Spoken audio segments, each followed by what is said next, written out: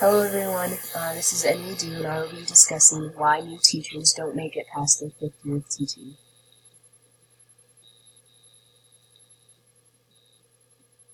The National Center of Education Statistics did a 5-year study from 2007 to 2012 and found that 54% of new teachers did not make it past their 5th year teaching. The study was broken down into waves, grades 1 through 5. The first wave, 2007 to 2008, 10% of new teachers did not return. 2008 to 2009, 15% did not return. 2010 to 2011, another 15% did not return. In 2011 to 2012, 17% did not return, which gave the 54% total over that 5-year period.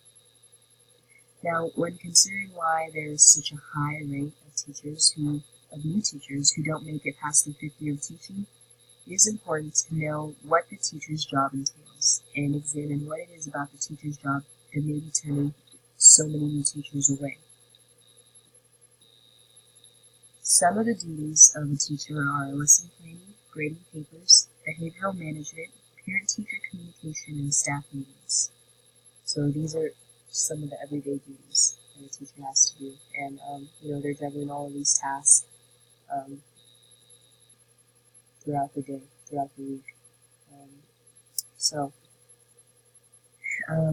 Now looking at a study that was done in 2010 at the University of Mississippi School of Education, there are several insightful comments/responses from students or teachers answering the teacher education program evaluation. And so this survey was given and answered by either student teachers, university supervisors, and cooperating teachers. So,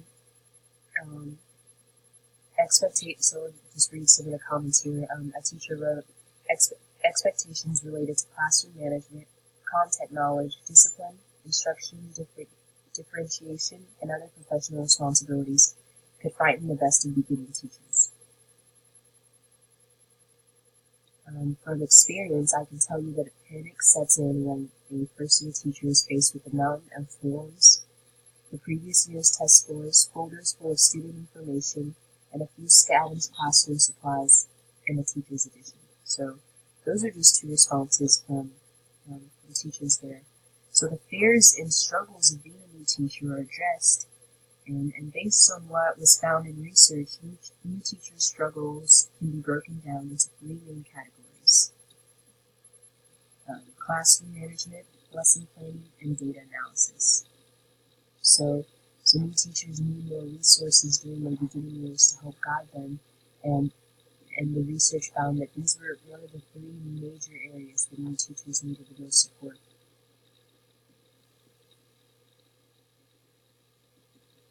Brew and Nelson state, inevitably, classroom management is closely linked to instruction. To ensure the classroom is effectively managed, teachers must be confident of their ability to set clear expectations and goals, model positive behaviors, and enforce consequences when needed. Classroom management, however, for many new teachers is an area of difficulty.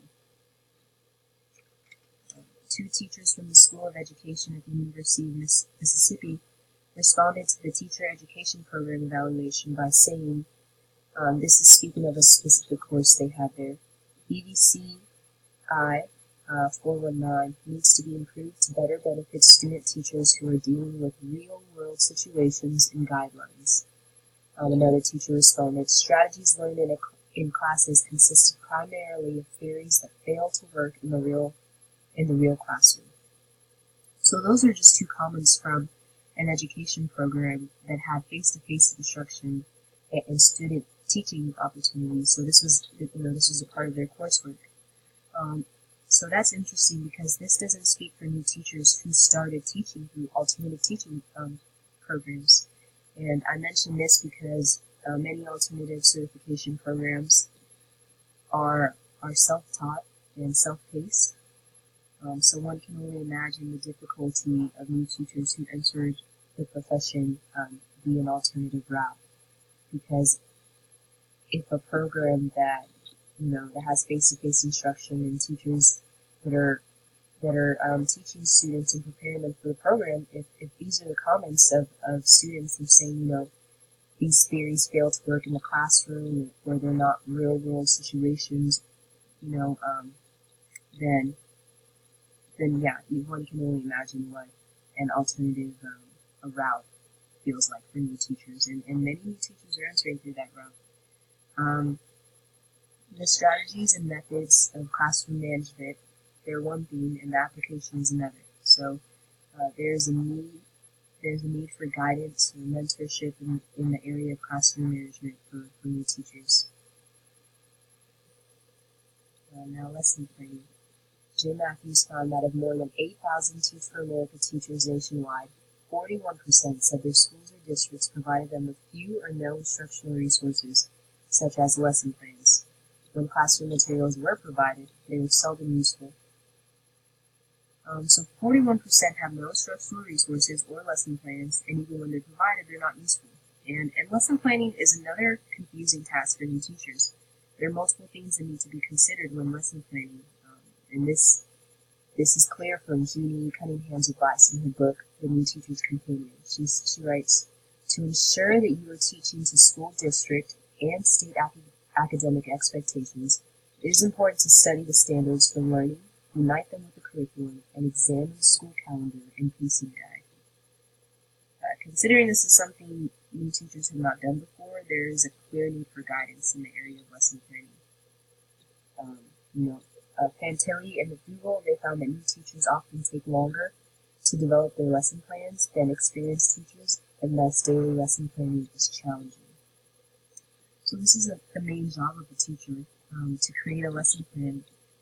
So it's understandable that it can be an area of great stress, because if you don't know how to create lessons and teach your students, new teachers can be left feeling like they don't know how to do their jobs, essentially. And so this is an area of great frustration, and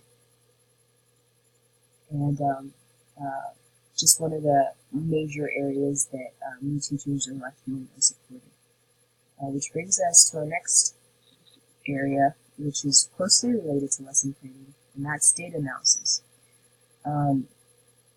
Data analysis has a great deal to do with lesson planning because, according to the National Association of Elementary School Principals, teachers need to systematically and routinely use data to guide instructional decisions and meet student learning needs.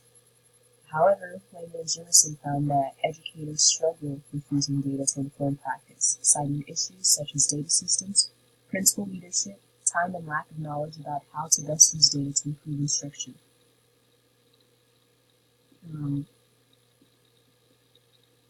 So there's a need here for workshops that go over how to analyze student assessments and performance, and how to use that in creating instruction that meets student needs. Something that was found is that in each of the three areas that bring the most challenges to new teachers, so classroom management, lesson planning, and data analysis, that there's a need for constant communication, whether through direct mentorship or just having open lines of communication with one's school, like principals or other colleagues, and that's something that wasn't present. That's just something that isn't present, rather. And I noticed some research, because it seemed like needs were just not really known. The lack of constant communication is where the disconnect comes in. So Kelly McCarroll says in her research, firstly, it is important principals and teachers speak the same language regarding supervision. So it's important that new teachers are clear on what it is that they need from their principals, and where they struggle. And it's also important that principals are clear what their expectations are and what resources are available for teachers.